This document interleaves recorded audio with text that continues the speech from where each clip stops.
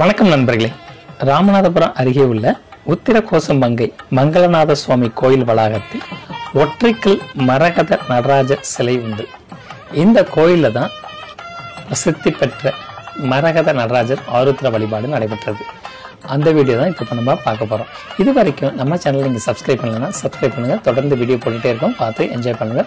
வாங்க இப்ப அந்த கண்கொள்ளா காட்சியை பார்க்கலாம். ராமநாதபுரம் மாவட்டம் உத்திரகோசமங்கை திருக்கோயில் அவ்வளவு விசேஷமானதுங்க.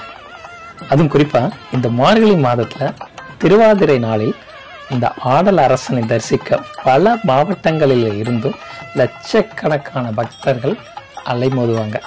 அதுவும் அந்த ஆருத்ரா விழாவில் மரகத நடராஜனை காண ஏராளமான பக்தர்கள் கூடிட்டாங்க. இந்த கோயிலில் தான் மரகத நடராஜர் சிலை இருக்கிறது. இந்த ஆலயத்துல ஆண்டு முழுவதும் பூசி சந்தனத்துடன் நடராஜர் பக்தர்களுக்கு காட்சி தருவார்.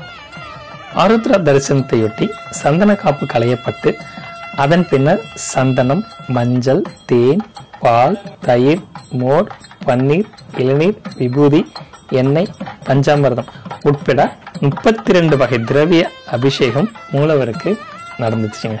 அந்த காட்சி தான் இப்ப நம்ம பார்த்துட்டு இருக்கோம். முதல் நாள் இரவு 11 மணி அளவில் மூலவர் மரகத நடராஜருக்கு மகா அபிஷேகம் செஞ்சாங்க. அதனைத் தொடர்ந்து மறுநாள் காலை நடராஜர் சிலை மீது மீண்டும் சந்தனம் பூசப்பட்டு ஆருத்ரா தரிசனம் நடைபெற்றது. இதற்கான ஏற்பாடுகளை ராமநாதபுரம் சமஸ்தானம் தேவஸ்தான நிர்வாகிகள் அழகா செஞ்சிருந்தாங்க.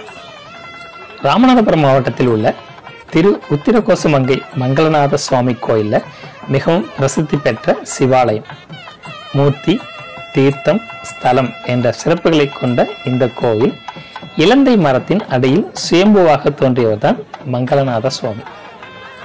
இங்குள்ள மங்களநாயகி அம்மன் பெண்களுக்கு மாங்கல்ய பாக்கியம் தருபவளாக அருள்பாலிக்கிறார். உலகின் முதல் சிவாலயம், சிவனார் சொந்த ஊர் என்றெல்லாம் போற்றுதலுக்குரிய இந்த திருத்தலத்தின் பெருமை. இந்த ஆடல் அரசன் அதாவது நடராஜ பெருமாள் சிதம்பரத்தில் அம்பலத்தில் ஆடியதாகவும் மதுரையில் கால்மாறி ஆடியதாகவும் திரு உத்திரகோசமங்கையில் அறையில் ஆடியதாகவும் வரலாறு சொல்லுது. மற்ற இடங்கள்ல உள்ள நடராஜருக்கும் இந்த கோயில்ல உள்ள நடராஜருக்கு சிறப்பு என்னன்னு பாத்தீங்கன்னா, மற்ற கோயில்களில் நடராஜரை கல் மற்றும் பஞ்சலோகத்தால் ஆன விக்கிரமாக தான் பார்க்க முடியும்.